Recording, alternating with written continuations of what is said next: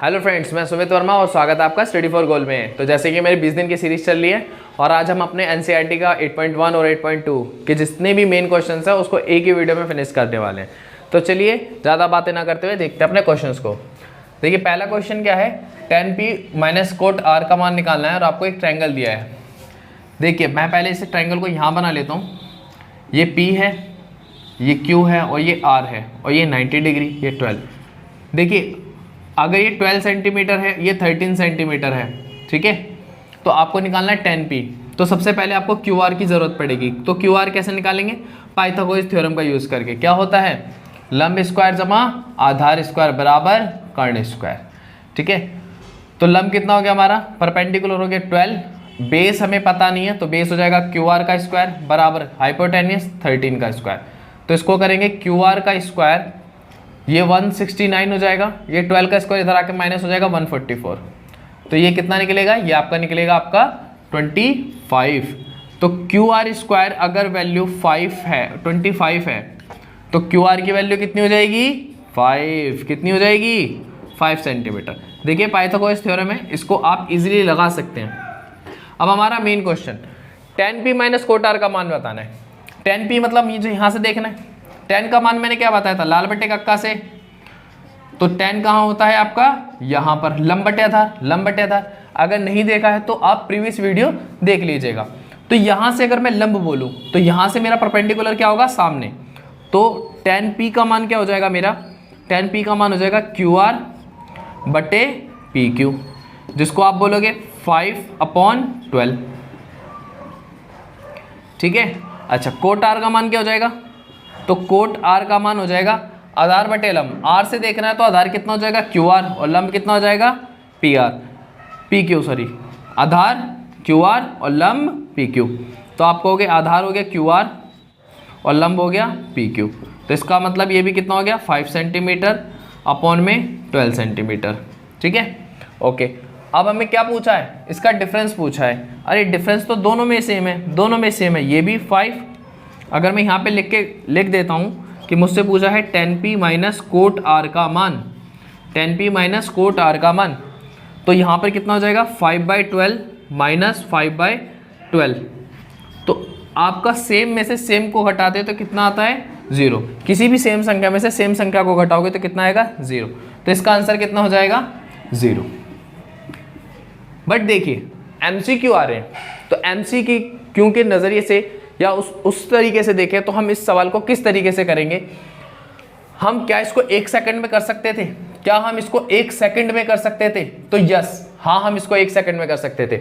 देखिए कभी भी अगर tan p का मान दे रखा है और कोट r का, मतलब एक तो वैल्यू दे रखी है एक वर्टेक्स से और दूसरी वैल्यू दूसरे वर्टेक्स से, एक tan है और दूसरा कोट है, तो हमेशा उनका डिफरेंस कितना होता है? 0 होता है। हमेशा उनका डिफरेंस कितना होता है? 0। जैसे कि मैं एक क्वेश्चन और समझाता हूँ, आप इसे उतार लीजिएगा। जैसे कि मैं आपको एक क्वेश्चन और समझाता हूँ। सपोज दैट कि अगर मैं कल को कह दूँ कि ये कोई ट्राइंगल है जिसमें मुझे साइड नहीं पता, ये मैंने कहा A, ये मैंने कहा B और ये मैंने कहा C। अब उसने मुझसे पूछ लिया tan B, अगर यहाँ tan B दे रहा है तो यहाँ पर कोट देगा और यहाँ पे ये वर्टेक्स दे दिया तो ये वाला वर्टेक्स पूछेगा, तो इसका मान हमेशा कितना आएगा? 0 आएगा। तो याद रखिएगा, आपको ऐसा ट्रायंगल देकर पूछ सकते हैं तो आपको सॉल्व करने की जरूरत नहीं होगी, आपका आंसर विद इन सेकंड निकलेगा और आंसर कितना है? 0, ठीक है। तो चलिए, आई होप आपको समझ में आया होगा। देखते हैं अगला क्वेश्चन। देखिए अगला क्वेश्चन क्या है, कोट का मान दे रखा है 7/8 और इनका मान पूछा है क्या होता है। ध्यान से देखिए, कोट का वैल्यू दे रखा है। देखिए ये a plus B A minus B, a plus B A minus B क्या होता है? तो आप बहुत अच्छी तरीके से जानते हैं a प्लस बी और a माइनस बी जो होता है वो होता है a square minus B square. इसका मतलब मैं इसको क्या लिख सकता हूँ? a square minus sine square theta. और ऐसे ही नीचे वाले को भी क्या लिख दूंगा? a square minus cos square theta. देखिए अगर मैं कहूँ कि sine square theta plus cos square theta is equal to कितना होता है, तो आप कहेंगे 1। अगर मैं इस साइन को उधर भेज दूँ तो आप कहेंगे कि साइन को उधर भेजने पर ये 1 माइनस कोस स्क्वायर थीटा हो गया। तो 1 माइनस कोस स्क्वायर थीटा की वैल्यू कितनी आ गई? Sign square theta. ओके, और अगर मैं इस कोस को रखता हूं यहाँ पर, इसमें इस कोस स्क्वायर को रखता हूं और साइन को उधर भेजता हूं तो ये 1 माइनस साइन स्क्वायर थीटा हो गया। तो 1 माइनस साइन स्क्वायर थीटा की वैल्यू कितनी आ गई, कोस स्क्वायर थीटा। अब आप बताएं कॉस थीटा बटे साइन थीटा क्या पढ़ाया था आपको, कॉट थीटा, लेकिन इन पे स्क्वायर है तो इसको भी स्क्वायर लगा दिया। कोट की वैल्यू कितनी दी आपको, 7/8। अगर कोट की वैल्यू 7/8 है तो कोट स्क्वायर की कितनी हो जाएगी, तो आप कहेंगे इसका भी स्क्वायर कर दो, 49/64, 49/64 आंसर। तो आई होप आपको यहां तक समझ में आया होगा, आप इसे उतार लीजिएगा। चलिए देखते हैं एक अगला क्वेश्चन।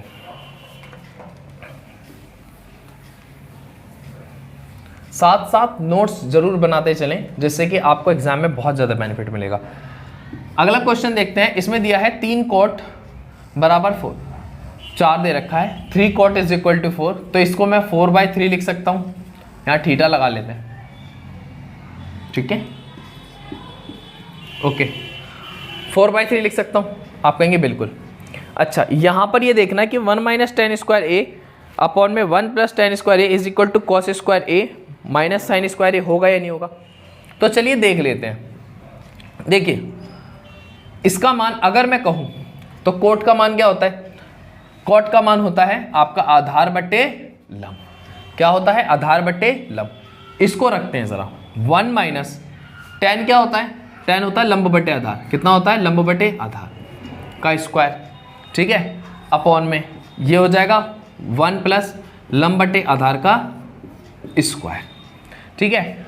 आप अगर इसको फर्दर सॉल्व करेंगे तो क्या हो जाएगा, ये हो जाएगा 1 माइनस लंब का स्क्वायर बटे आधार का स्क्वायर बटे में ये हो जाएगा 1 प्लस लंब का स्क्वायर बटे आधार का स्क्वायर। आप इसको फर्दर सॉल्व करेंगे, अभी मैं LHS ले रहा हूँ केवल, फर्दर सॉल्व करेंगे तो ये इधर चला जाएगा, क्या आ जाएगा, एलसीएम ए स्क्वायर, इसकी गुणा इधर तो कितना हो गया ए स्क्वायर, माइनस इसके नीचे कुछ नहीं है तो इसकी गुणा इधर एल स्क्वायर बटे में, इसके नीचे भी ऐसे लगा लेते हैं, ये ए स्क्वायर, ये इसकी गुणा इधर ए स्क्वायर और प्लस एल स्क्वायर। देखिए इसकी गुणा इससे होती है और इसकी गुणा इससे होती है, तो अगर मैं यहाँ पे लिखने की कोशिश करूँगा तो ए स्क्वायर की गुणा किससे हो जाएगी, ए स्क्वायर माइनस एल स्क्वायर से, अपॉन में ए स्क्वायर की गुणा किससे हो जाएगी, ए स्क्वायर प्लस एल स्क्वायर से। तो इसे ए स्क्वायर से ए स्क्वायर कट गया, ठीक है।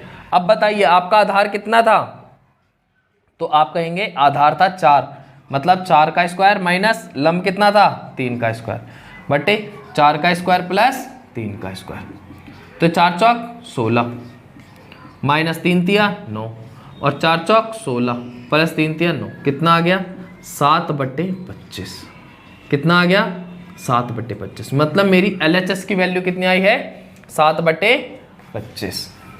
देखते हैं हमारी RHS की वैल्यू क्या आती है, क्या ये दोनों बराबर आते हैं या नहीं आते हैं, ठीक है। तो RHS जो हम देखेंगे इसमें क्या दे रखा है, cos square A minus sine square ए। देखिए कॉस का मान क्या होता है, आप कहेंगे आधार बटे कर्ण, लेकिन स्क्वायर है तो स्क्वायर लगा दिया, इसका क्या होता है लंब बटे कर्ण, स्क्वायर है तो स्क्वायर लगा दिया। फर्दर सॉल्व करेंगे तो ये हो जाएगा ए स्क्वायर बटे के स्क्वायर माइनस एल स्क्वायर बटे के स्क्वायर, एल स्क्वायर बटे के स्क्वायर, दोनों के डिनोमिनेटर सेम है, एलसीएम ले लें, तो ये क्या हो गया मेरा ए स्क्वायर माइनस एल स्क्वायर।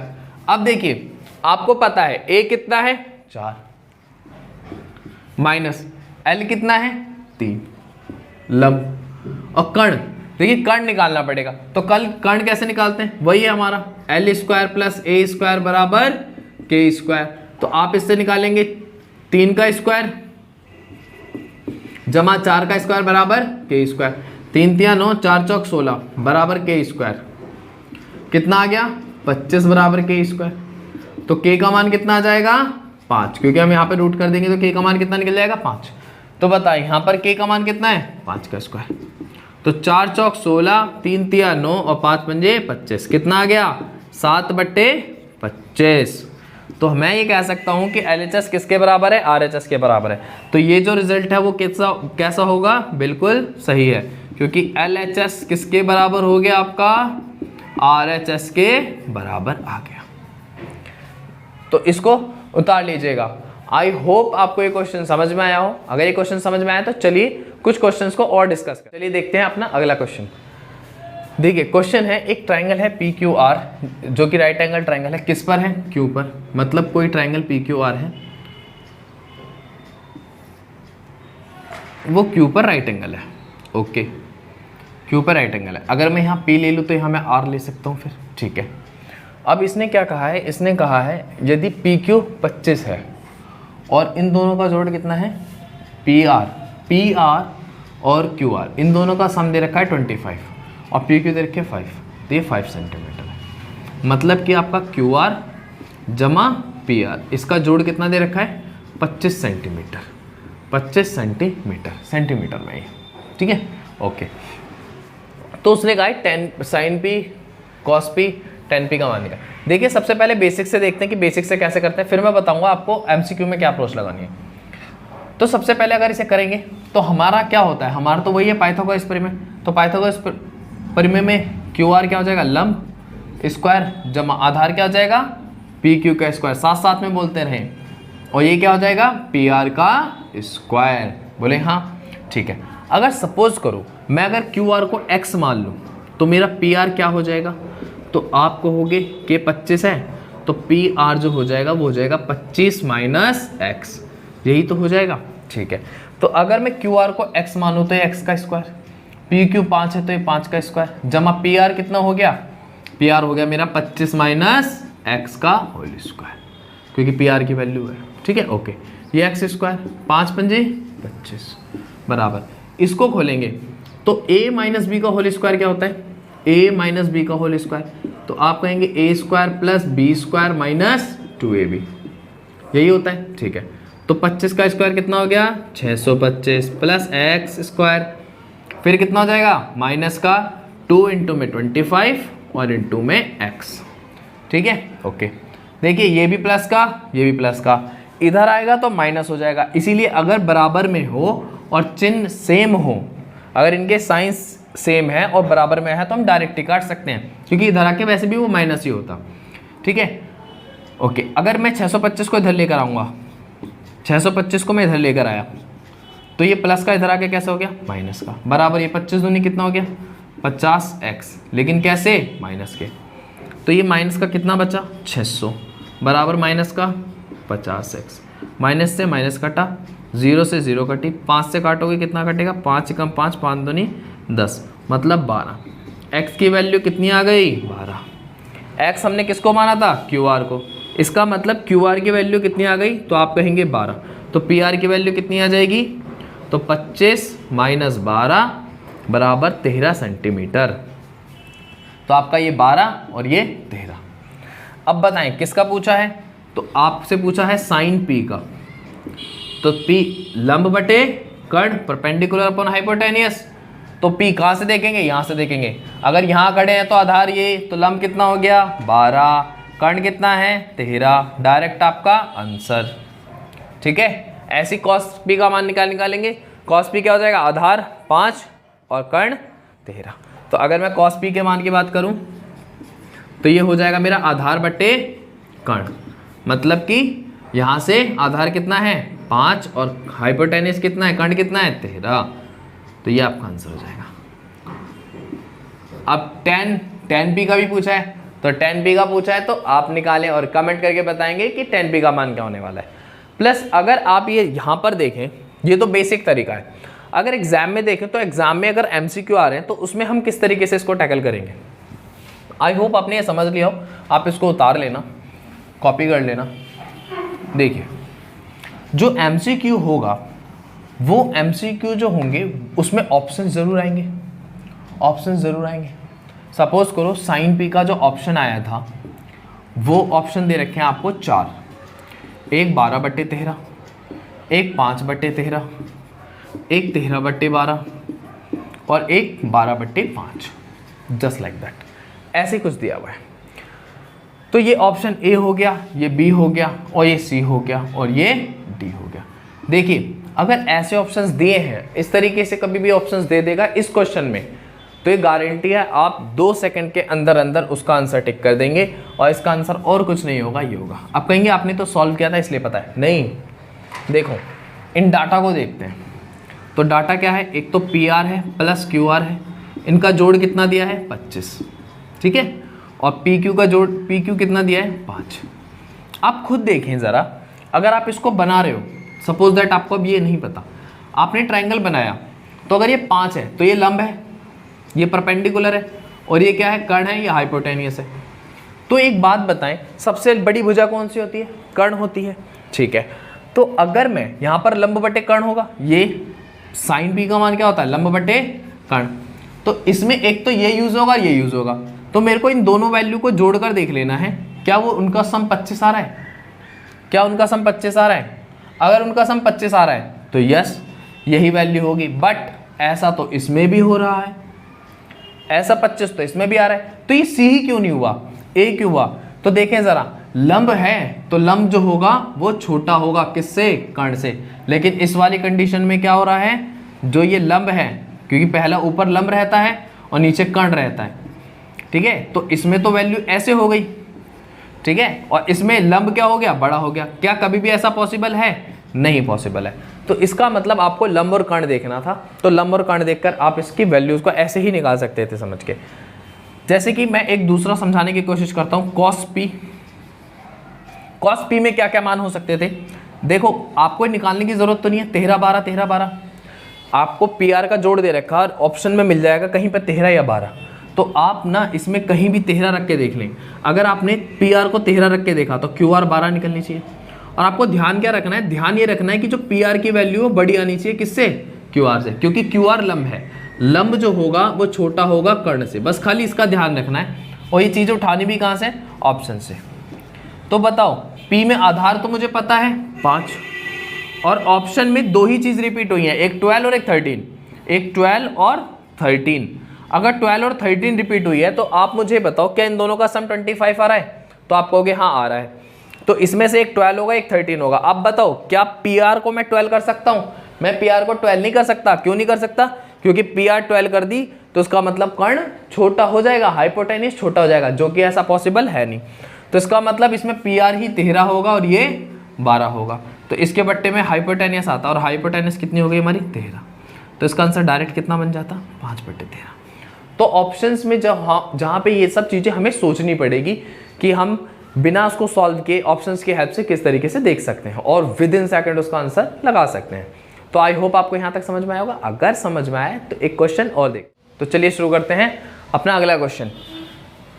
देखिए sine square 60 cos square 30, oh sorry sine 60 cos 30 sine 30 cos 60, क्या आएगा आंसर 1, क्या आएगा आंसर 1। अब कैसे आएगा, मैंने अपने पहले वीडियो में इसका बेसिक समझाया था, अब जरा जिन्हें पहले वीडियो देखिए उसको आसानी से पता चल जाएगा। देखिए साइन 60 30, एंगल चेंज हो रहे हैं, ठीक है, और यहाँ पर वैल्यू चेंज हो रही है और एंगल चेंज हो रही है, ठीक है। और दूसरी चीज़ मैंने क्या बताई थी, a प्लस बी का मान कितना 90 होना चाहिए, क्या 90 बन रहा है, हाँ।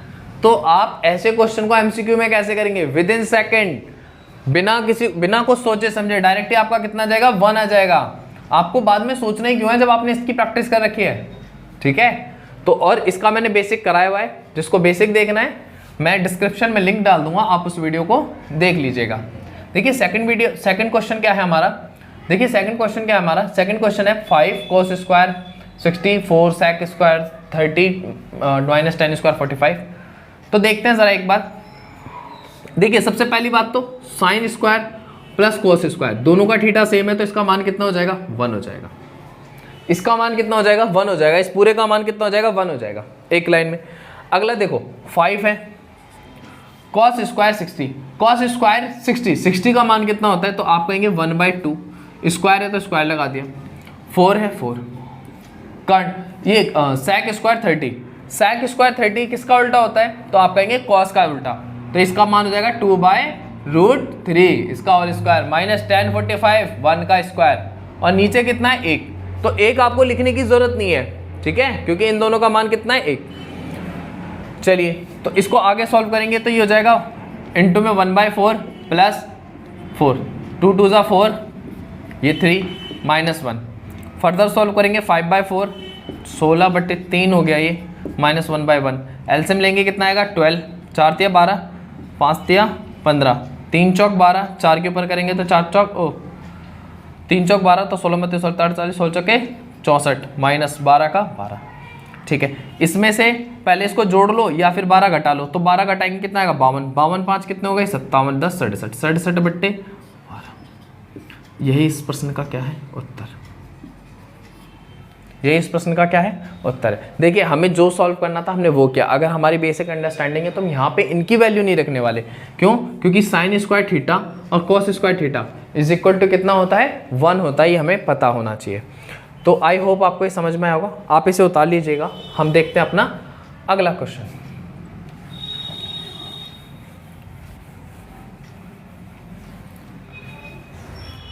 देखिए अगला क्वेश्चन क्या है, अगला क्वेश्चन है cos 45। cos 45 की वैल्यू कितनी होती है, आप कहेंगे 1/√2 होती है अपॉन में sec 30। sec 30 किसका उल्टा होता है, cos 30 का उल्टा होता है। sec 30 किसका उल्टा होता है, cos 30 का। cos 30 का वैल्यू कितना होता है √3/2, तो इसका हो जाएगा 2/√3। कितना हो जाएगा 2/√3। cosec 30 मतलब 2, इसके नीचे लगा लिया 1। फर्दर इसको सॉल्व करेंगे तो 1/√2, यहाँ पे एलसीएम लेंगे √3,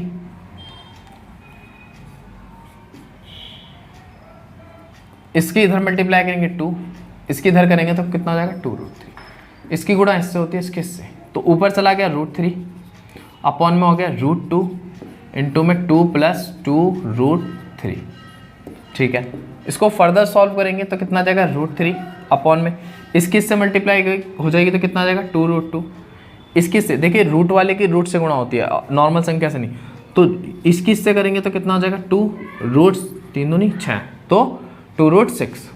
तो मेरा क्वेश्चन क्या है √3 अपॉन 2√6 2√2 + 2√6। देखिए हम अपना आंसर यहाँ नहीं छोड़ सकते क्योंकि हम ट्रिग्नोमेट्री में रेशनल नंबर पे ही छोड़ते हैं। तो ना तो नीचे माइनस बचना चाहिए और ना ही नीचे रूट बचना चाहिए। तो आप इसको फर्दर सॉल्व करेंगे रेशनाइज, जैसे 9th में करते थे, संख्या वही लेकिन साइंस चेंज हो जाएंगे।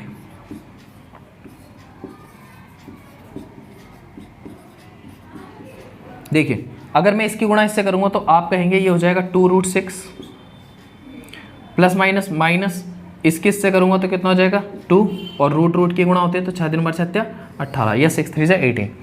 a + b a - b क्या होता है, तो आप कहेंगे a + b a - b होता है a का स्क्वायर माइनस b का स्क्वायर।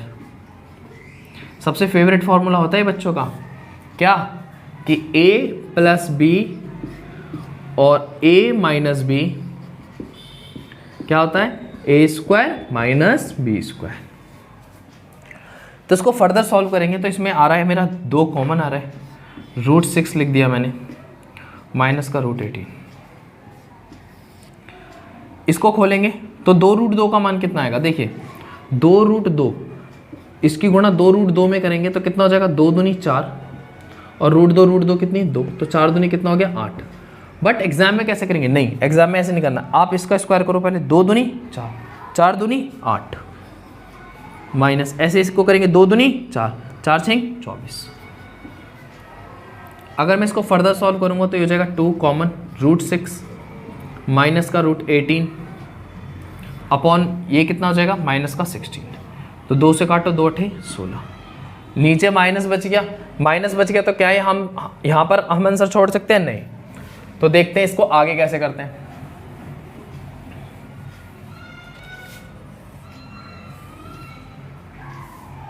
तो ये कितना आया √6 माइनस √18 और कितना हो गया अपॉन में माइनस का 8।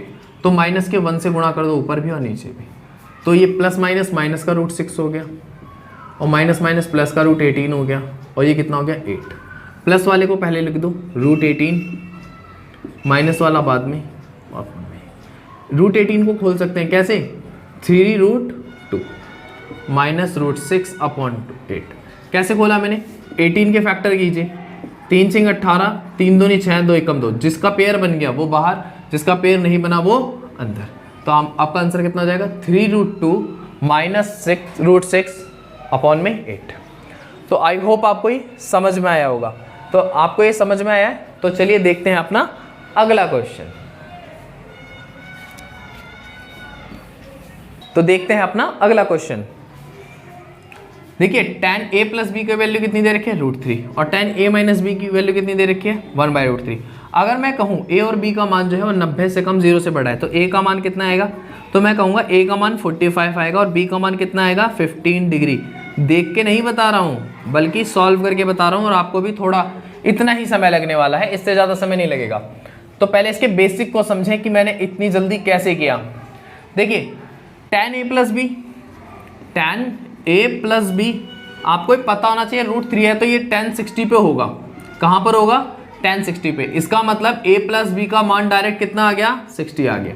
a प्लस बी का मान डायरेक्ट कितना आ गया, 60 आ गया। और इसी तरीके से अगर मैं कहूँ कि tan a माइनस बी बराबर कितना है, तो 1/√3। 1/√3 किस पर होता है, tan 30 पर होता है, tan 30 पे। तो tan से tan गया, a माइनस बी बराबर 30। तो आप कहेंगे सुनो यहां तक तो मुझे पता था कि a प्लस बी का मान जो है वो 60 आने वाला है, देखते ही कि 60 के बराबर तो 60 आएगा, और a माइनस बी का मान कितना आने वाला है, 30 आने वाला है। ये तो मुझे पता चल गया था, लेकिन इसके बाद सॉल्व कैसे किया। इसके बाद देखें अगर b से b कटा, b से b को काटा तो कितना आ गया, ये 2a आ गया बराबर 90। इसको काटा कितना आ गया 45। लेकिन ये बिना सॉल्व किए इतनी जल्दी कैसे निकाल दिया, ठीक है ना। अगर यहाँ पर b की a की जगह 45 रखोगे तो b का मान आ जाएगा 15 डिग्री। बट मैं कुछ और डिस्कस करने वाला हूँ। इसको करने का दूसरा तरीका क्या होता है, देखिए ज़रा। अगर मुझे a प्लस बी का मान दिया हुआ है कितना है 60, और a माइनस बी का मान दिया हुआ है कितना है 30, तो a का मान क्या होने वाला है और b का मान क्या होने वाला है।